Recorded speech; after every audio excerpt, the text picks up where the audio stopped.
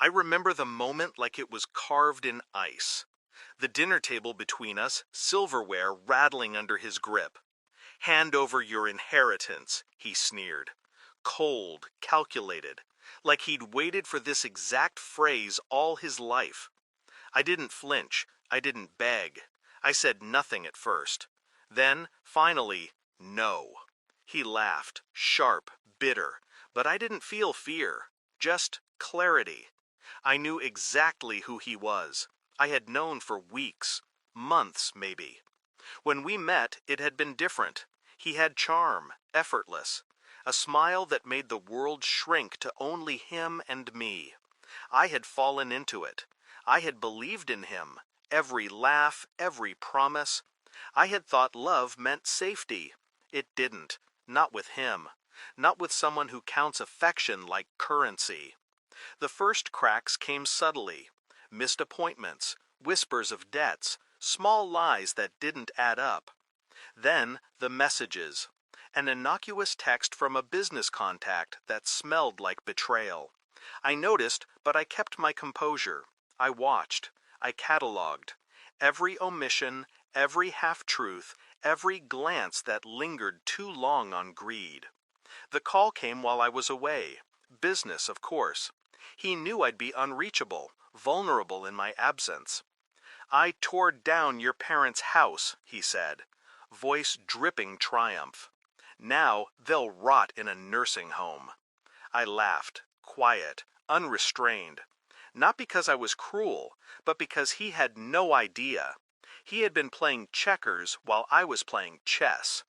The house, my parents' old estate, it was never just bricks and mortar. I had spent years hiding it.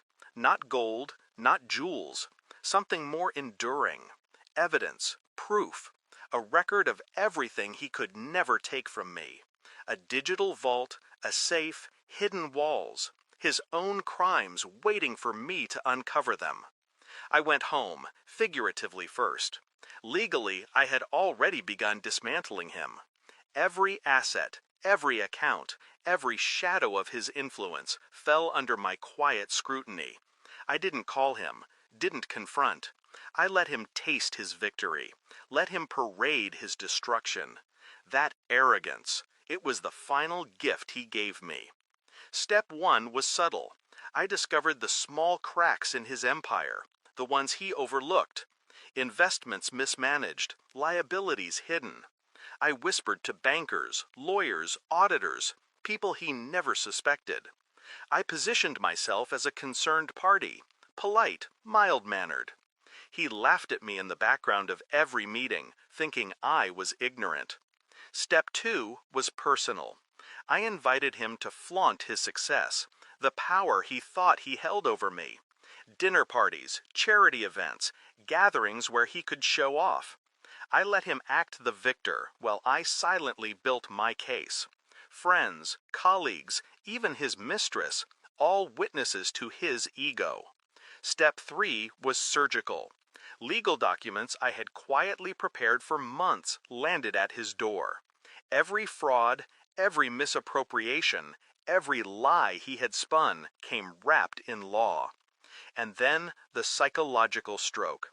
A recorded confession from him, innocently captured by a hidden device in the very room he had once called ours. The night of the confrontation, I didn't shout, I didn't beg. He sat across from me, smug. "You think you can fight me?" he asked, his voice trembling slightly now. I let him stew. "I already have," I said calmly, placing the documents on the table. Bank accounts frozen, property seized, friends and partners alerted. His empire unraveling in front of him, one page at a time. He tried to recover, rage and disbelief coiling in his chest. I watched, detached, satisfied. He understood finally, not the loss of wealth, but the loss of control. Every sneer, every threat, every betrayal reflected back at him, magnified. The man who thought he could destroy me had built the pyre on which he would burn. By the end, he was silent.